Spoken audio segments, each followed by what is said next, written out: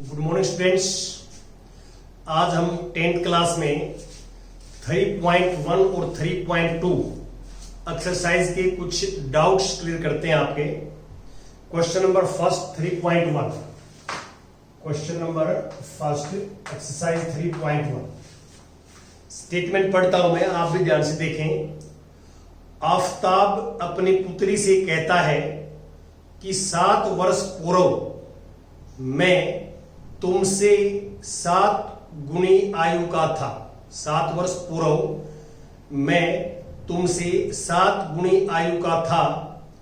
अब से 3 वर्ष बाद, आज से 3 वर्ष बाद मैं तुमसे केवल 3 गुनी आयु का रह जाऊंगा। क्या यह मनोरंजक है? इस स्थिति को बीजगणितीय एवं ग्राफीय रूपों में व्यक्त कीजिए। तो आज प्रेजेंट एज जो है वो हम मान लेते हैं वर्तमान एज। तो मान लो आफताब की वर्तमान आयु x वर्ष है। मान लो आफताब की वर्तमान आयु का मतलब आज की जो आयु है, आज के दिन, वो x वर्ष है।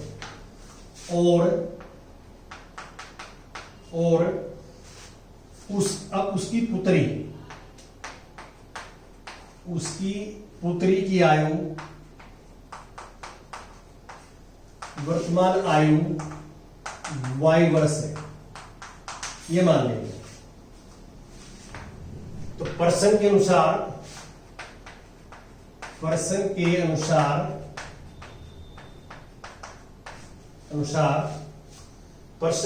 देखें तो हमारे को जो पहली कंडीशन दे रखी है वो ये है कि 7 वर्ष पहले, देखिए आज के दिन x वर्ष है, 7 वर्ष पहले आफताब कितने साल का था? x - 7, और उसकी पुत्री थी y - 7।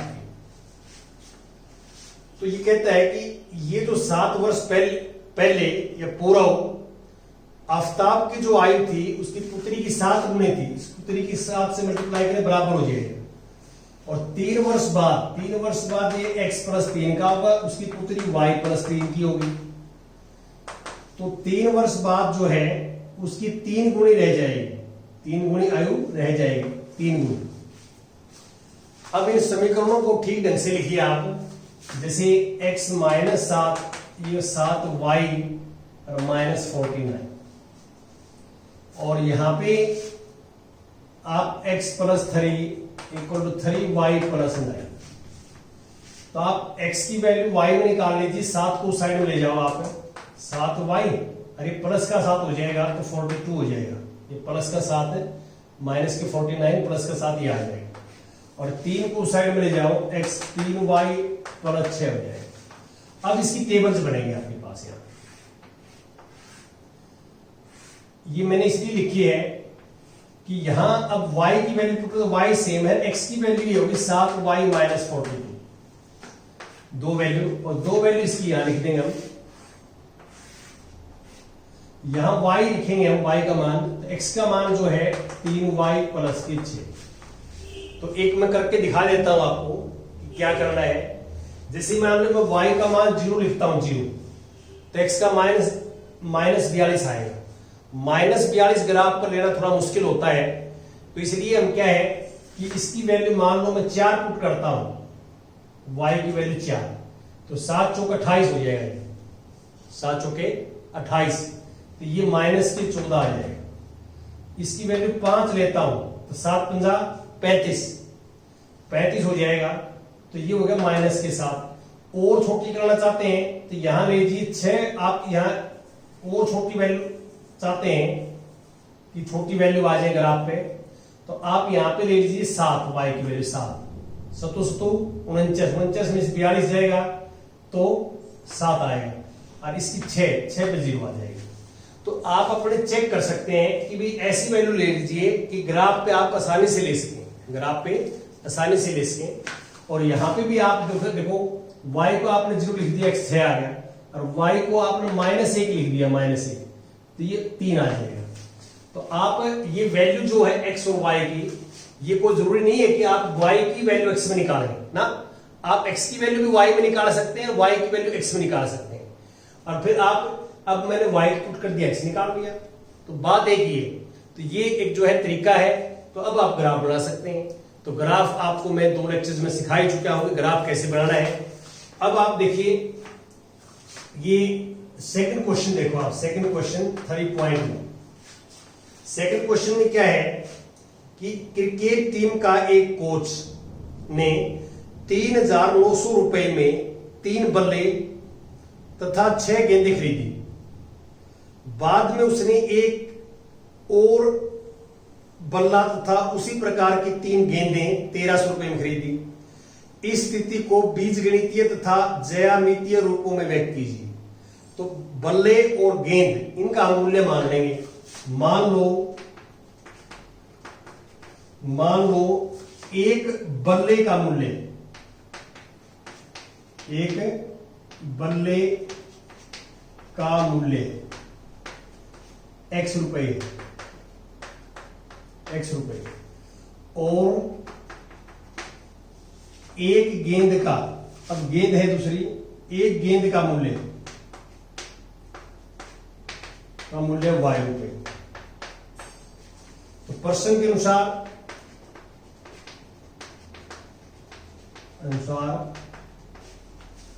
अब पहला देखिए, फर्स्ट 3 बल्ले खरीदे, एक बल्ले का x रुपए रेट है, 3 बल्लों का 3x हो गया।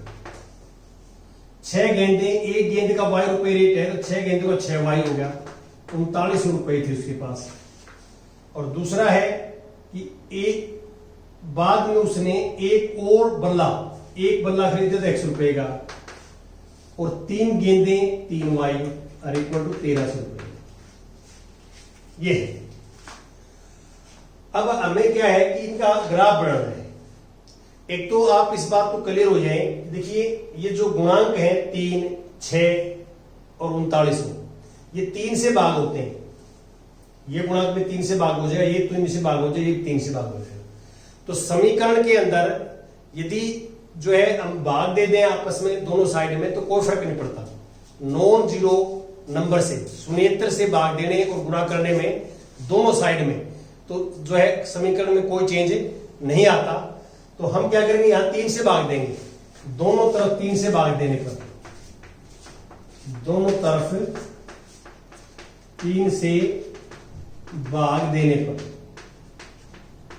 दोनों तरफ 3 से भाग देंगे हम, तो ये आएगा x जमा में 2y बराबर है 1,300। अब ये सेम होगी, देखो आप, तो आपको मैंने पिछले एग्जाम्पल में बताया था कि सेम हो जाए तो लाइनें संपाती आती हैं, कोइंसाइड करती हैं आपस में, संपाती अद्वितीय रूप से अनेकल होते हैं, सॉरी अपरिमित रूप से अनेकल होते हैं। तो अब इसकी टेबल कैसे बनाऊंगा, मैंने सिर्फ इसीलिए क्वेश्चन समझाया आपको ये कि हम टेबल कैसे बनाएंगे इसे। तो मैं, या तो आप x की वैल्यू y में निकाल लो या y की x में निकाल लो, तो वो आपकी मर्जी है। मान लो मैं यहाँ x की वैल्यू y में निकालता हूं, x की वैल्यू y में, तो इसको साइड में ले जाओ, 1,300 - 3y, और इसको ऐसे लिखो। अब ध्यान दें कि x की वैल्यू y में निकाले तो x इक्वल टू 1,300 और -3y और नीचे y। अब आप इसको ध्यान दें कि यदि आप 0 या 1 पुट करते हैं तो ये बड़ी बड़ी वैल्यू आएंगी। तो जहां आप ग्राफ पे 1 लेते थे वहां 100 लेंगे, 100 ऐसे पुट करेंगे वैल्यू। x की वैल्यू मैंने 100 लिख दी, 100, तो x की वैल्यू 100 लिखेंगे तो 3 गुणा में 100 300, 1,300 में 3,000 आ जाएगा। और x की वैल्यू 200 ले ली मैंने, y की वैल्यू 200, तो y की वैल्यू 200, 200 गुणा में 3 600, 1,300 में 600 जाएगा, 700 आ जाएगा। और वैल्यू आप करना चाहे तो 300 ले लो x की, y की वैल्यू 300, तो y की वैल्यू 300 लोगे तो 900 आ जाएगा, x की वैल्यू 400 आ जाएगी। तो इसको 1000 को भी छोटा करना चाहते हैं आप, 1000 को भी, तो 1000 छोटा हो सकता है। कैसे कि आप इसकी बजाय 100 के बजाय 400 ले लो यार। एक y की वैल्यू 400, y की वैल्यू 400 लिया, 403 के साथ गुणा करें 1200 आ गया। 1300 माइनस 1200 एक्स कितना आ जाएगा 100। तो मैंने सिर्फ ये क्वेश्चन समझाने के लिए आपको जो है कि जब वैल्यू या मान बड़े बड़े आ जाएं तो वहां आप 1 2 3 पुट नहीं करेंगे, वहां आप जो है 100 के मल्टीपल में या 10 के मल्टीपल में, यदि 60 70 80 90 आ जाए तो फिर 10 के मल्टीपल में 10 20 30 40 50 ऐसे पुट करेंगे। और जब 100 से ऊपर नंबर हो, जैसे यहाँ 1300 था, तो फिर हम 100 का मल्टीपल पुट करेंगे 100 के गुणज में। देखो x का मान भी 100 के गुणज में, y का मान भी 100 के गुणज में।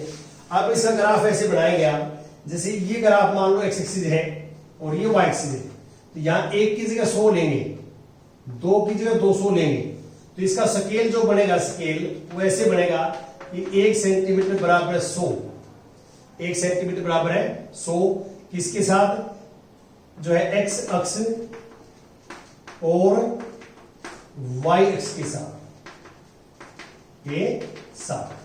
ऐसे लिया।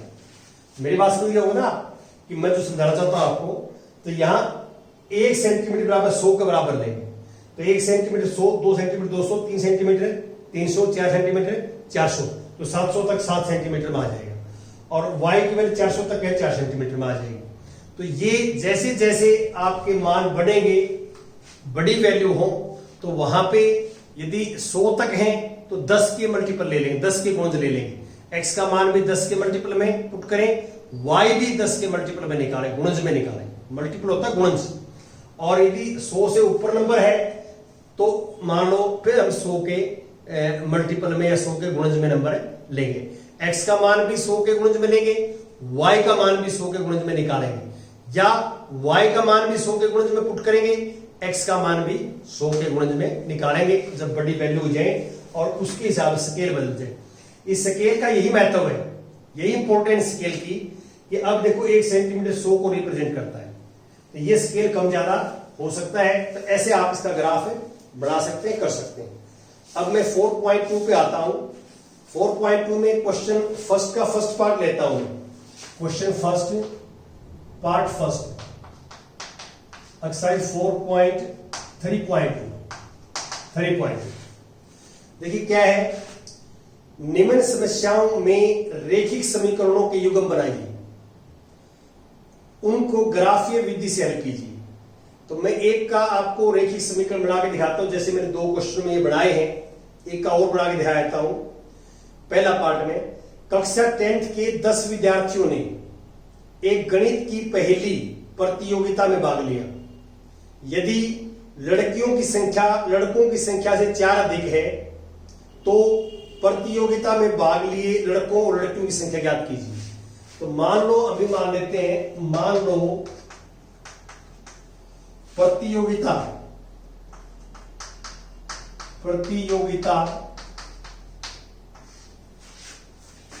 में भाग लेने वाले लड़कों की संख्या x और प्रतियोगिता में भाग लेने वाले लड़कियों की संख्या उन्हें y मान, या आप लिख देंगे कंप्लीट। मान लो प्रतियोगिता में भाग लेने वाले लड़कों की संख्या x और प्रतियोगिता में भाग लेने वाले लड़कियों की संख्या y। अब आप प्रश्न के अनुसार लिखेंगे, प्रश्न के अनुसार तो अब सबसे पहले दे रखा है कि भाई 10 बच्चों ने भाग लिया, उसमें लड़के भी है लड़कियां भी है, तो पहला तो ये हो जाएगा x प्लस वाई बराबर है। और दूसरा क्या है, सेकंड में कहता है कि लड़कियों की संख्या लड़कों से 4 अधिक है। लड़कियों की संख्या मैंने माने y और लड़कों की संख्या x है, लड़कों से 4 अधिक है, तो लड़कों में 4 प्लस करते हैं तो बराबर हो जाएगी। लड़कों में 4 प्लस करते हैं तो क्या हो जाएगा, इक्वल हो जाएगा। तो यहां पे आप क्या करेंगे, x को इस साइड में ले आओ, तो -x plus y equal to 4 आएगा। अब एक समीकरण तो ये बन गया और दूसरा समीकरण ये बनेगा हमारा। और अब इन दोनों समीकरणों की इस तरह टेबल बढ़ेगी और टेबल बढ़ के आप ग्राफ बना सकते हैं, ज्यामितीय रूप में इसको हल कर सकते हैं। एक बार मैं सेकंड क्वेश्चन का थर्ड पार्ट ले लेता हूं। सेकंड क्वेश्चन थर्ड पार्ट 3.2 क्या लिखा हुआ है, देखो ध्यान से।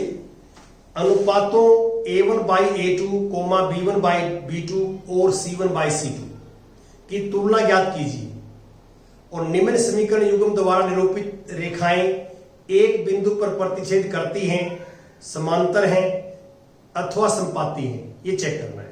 तो मैंने आपको टेबल में जो है बड़े अच्छे ढंग से लिखवाया था।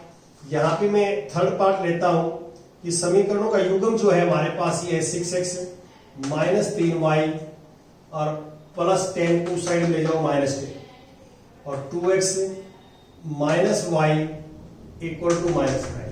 ये आप लेफ्ट कर सकते थे, ऐसी कोई बात नहीं है। या तो ये दोनों एचर जो है लेफ्ट में रहेंगे या दोनों राइट में रहेंगे, वो आपकी मर्जी है। लेफ्ट में कर सकते हैं, राइट में कर सकते हैं। अब आप देखो, आप A1 by A2 निकालिए। मैं यहां से निकालता हूं, जगह मेरे पास कम है। A1 by A2 6 by 2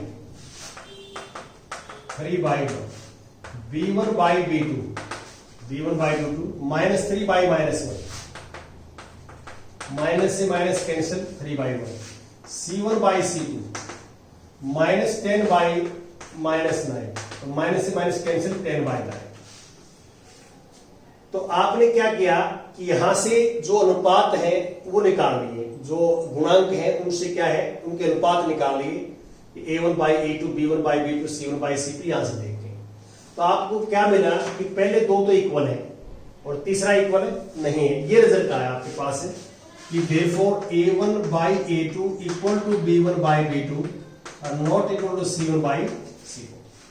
अब आपने देखना है कि टेबल्स में ऐसा कब होता है। टेबल में ऐसा हो तो वहां ये लिखा हुआ है कि रेखाएं समानांतर आएंगी। रेखाएं क्या आएंगी?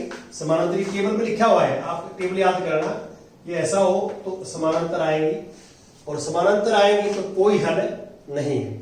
इन समीकरण युग्मों का कोई हल नहीं है, ये लिखना है आपने। तो ये टेबल्स याद कर लें, उसके अकॉर्डिंग आपने काम करना। बड़ा इजी है, टेबल्स याद करके और ये निकाल लेना आप। ऐसे ही थर्ड है, थर्ड में संगत और असंगत। देखिए मैंने उसमें लिखवा रखा है टेबल में, जिनका हल एग्जिस्ट करता है, जिन समीकरण युग्मों का हल है, चाहे वो अद्वितीय हल हो या अपरिमित रूप से अनेक हल हो, जिसका हल निकलता है समीकरण युग्मों का, वो संगत होते हैं। और जिसका हल नहीं निकलता, जैसे इस समीकरण युग्म का हल नहीं निकलता, ये नो सॉल्यूशन है, कोई हल नहीं है, तो ये समीकरण युग्म असंगत है।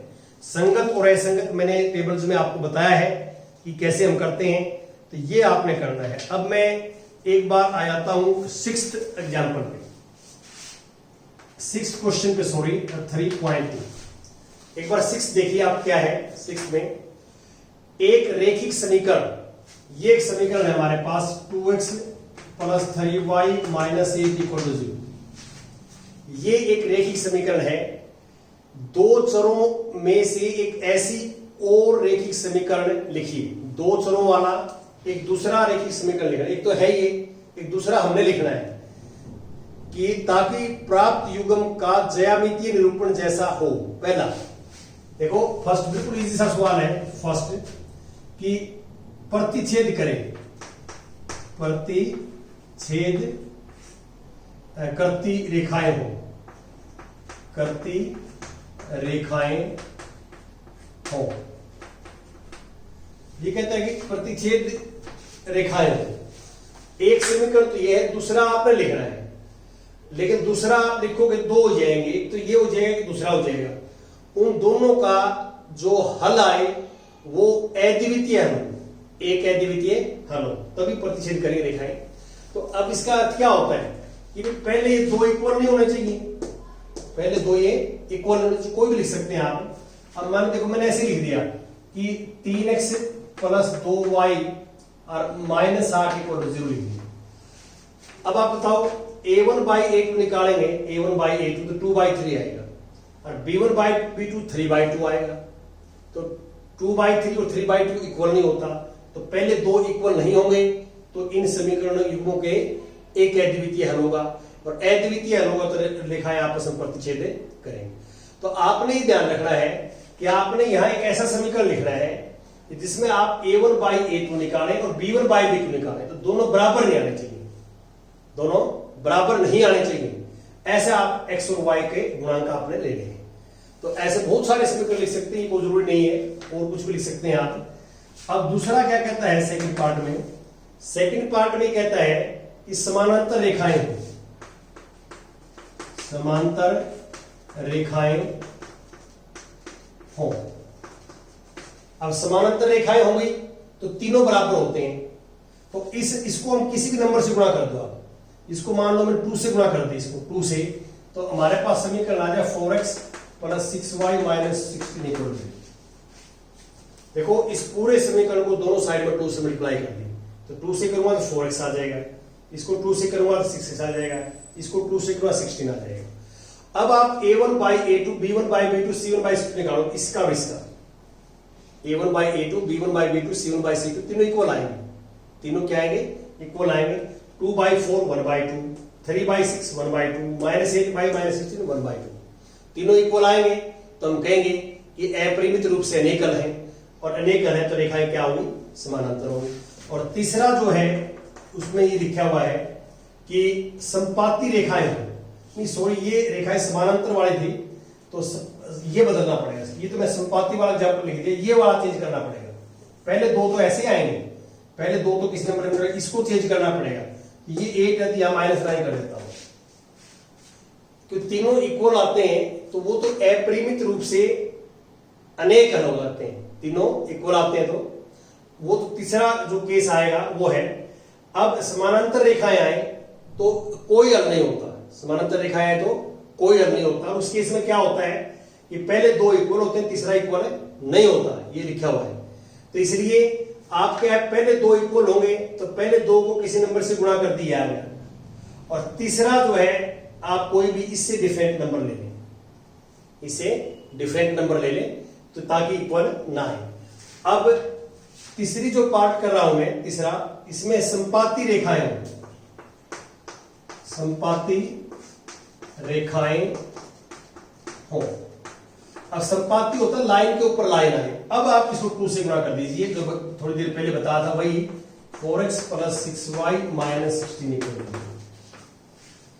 देखिए इस पूरे समीकरण को नंबर से मल्टीप्लाई करोगे तो रेखाएं संपाती हो गई, और पहले 2 से करोगे, सिर्फ पहले 2 से किसी नंबर से मल्टीप्लाई करोगे, और तीसरा आप कोई बदल लेंगे, इससे बदल देंगे तो ये पहले 2 से आएंगे तो पहले 2 बराबर आएंगे, तीसरा बराबर नहीं आना चाहिए, तो उस केस में समानांतर हो गई।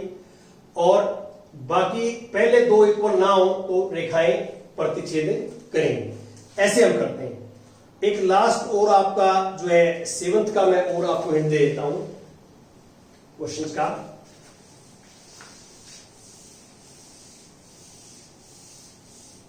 हाँ, 7th में क्या है?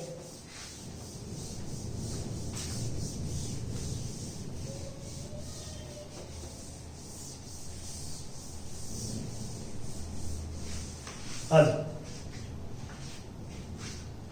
7th में क्या है? समीकरणों, 2 समीकरण दे रखे हैं, x minus y plus 1 equal to 0, और सेकंड है 3x plus 2y minus 12 equal to 0। इनका ग्राफ खींचिए पहले तो। ये क्वेश्चन 7th है, एक्सरसाइज 3 तो ग्राफ बनाएंगे तो आप x की वैल्यू y में निकाल लीजिए, ये y को साइड में ले जाओ, y -1 हो जाएगा, और यहां पे आप x की वैल्यू y में निकाल लीजिए, ये 12 माइनस 2y डिवाइड बाई 3 हो जाएगा। तो टेबल बनाइए पहले, ये हम काफी डिस्कस कर चुके हैं, इसलिए मैं, ये y है, अब y लिखिए, x की वैल्यू ये है y -1, 2 वैल्यू लेनी हमने, y0 तो x -1 और y1 तो x0।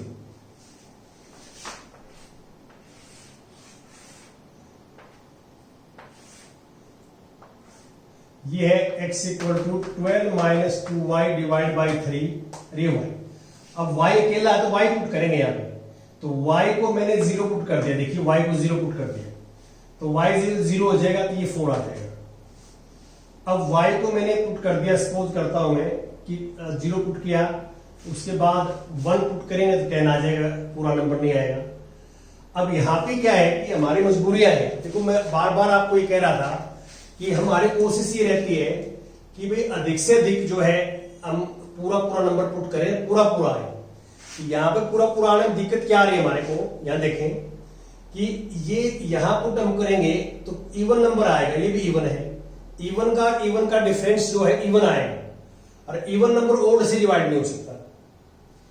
12 इवन है, सम संख्या है, ये भी इवन है। आप y की कोई भी मान रखोगे यहाँ पे, ये इवन आएगा, और ये इवन आएगा तो आपने क्या करना है, पूरा मान की बात कर रहा हूं मैं, पूरा मान रखेंगे तो इवन माइनस इवन आएगा, और इवन नंबर 3 से डिवाइड नहीं होता। फिर हम क्या है कि आधे में आ जाए, ऐसा कर लेते हैं, हाफ का आ जाए। तो हाफ में कैसे करेंगे, देखो जैसे मैं मान लेते हूं 1 पुट करता हूं मैं 1, तो 1 पुट करूंगा तो ये -2 10/3 हाफ में नहीं आएगा। फिर मैं पुट करता हूं 2 4 है तो 8/3, ये भी नहीं आएगा। फिर पुट 3 पे आ जाएगा, ये 3 की भी 6 पे हो जाएगा, सॉरी मैं जो है यहाँ 3 पे आ जाएगा, 3 पे ये आ जाए, 3 यहां पुट करूं मैं तो 3 6 आएगा, और 12 -6 3 से डिवाइड हो जाएगा तो 2। तो कई बार मैं जो बता रहा था आपको, यहां तो सिचुएशन ऐसी नहीं है, कई बार हमारे सामने सिचुएशन ऐसी आएगी कि जो है किसी भी नंबर पे वो डिवाइड नहीं होगा, तो फिर हम कोशिश करते हैं कि हाफ तक आ जाए, 0.5 तक आ जाए ये टेबल्स। किसी सिचुएशन आज आए तो वहां हम ऐसे करेंगे। तो ये आप देख लेना। अब आप क्लियर देख सकते हैं कि ये टेबल है, और मैं जो इसके लिए करवा रहा हूं क्वेश्चन आपको, वो देखिए क्या बताना चाहता हूं इसमें आपको। ये हमारे पास x डैश है, और ये हमारे पास y डैश है। y डैश स्केल ले लेंगे कि 1 सेंटीमीटर इक्वल टू 1, तो 1 2 3 4, और y की वैल्यू है हमारे पास 1 2 3 तक, 1 2 3, और -1 -2। अब देखिए x -1 y 0 ये पॉइंट है, और x0 y1 ये पॉइंट है। ये आप ग्राफ लिख सकते हैं, और इस लाइन पर आप लिख भी देंगे कि ये x - y + 1 = 0 ग्राफ। ये पॉइंट लिख देंगे कि -1 0 है यहां, और ये पॉइंट है 0 1। अब वो पॉइंट आई 4 0, x4 y0 ये पॉइंट है, और x2 y3, x2 ये है, और y3 ये है, x2 y3। तो ये x2 y3 जो है, इसी सीधी लाइन इसके ऊपर आएगा, लाइन के ऊपर आएगा, देखना। अब ये आएगा, यहां पर एग्जैक्ट अपने आप आ जाएगा। बस आप मेजरमेंट एग्जैक्ट करोगे कि ऊपर अपने आप आ जाएगा, आपको चिंता करने की जरूरत नहीं है। ये है x2 और y3 पॉइंट। अब ये हमारे पास ट्रायंगल बन गई, ये पॉइंट भी हमारे पास है, ये पॉइंट 4 0, ये पॉइंट 2 3, और ये पॉइंट है -1 0। अब क्वेश्चन क्या कहता है, देखिए, इन रेखाओं से बने त्रिभुज, ये त्रिभुज बन गए, देखो 2 रेखाएं, और ये x अक्ष के त्रिभुज बन गई। शीर्षों के निर्देशांक ज्ञात कीजिए। ये बाई चांस आएंगे कि ये और ये तीनों निर्देशांक आ गए, और त्रिभुजाकार पटल को छायांकित कीजिए। तो इसको छायांकित कीजिए, तो इसको सेंड करना है, ये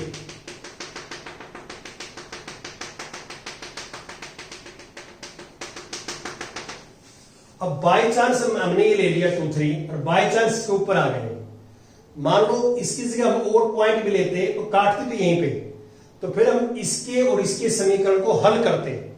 हल यहां पे ग्राफ में तो अपने आप आ जाता, जहां काटती इसके सामने x2, इसके सामने 3। यदि मान लो मैं कह रहा था कि ये पॉइंट यहां ना होता, आप इसकी जगह और पॉइंट ले लेते, अब तो पता लग गया बाई चांस ना होता ये पॉइंट, तो क्या करती, दोनों लाइन काटती यहीं, और इसके सामने x देखते, इसके सामने y देखते, वो इसके निर्देशांक होते। तो ये ग्राफ पे है, तो ये आपने करना है। Thank you very much.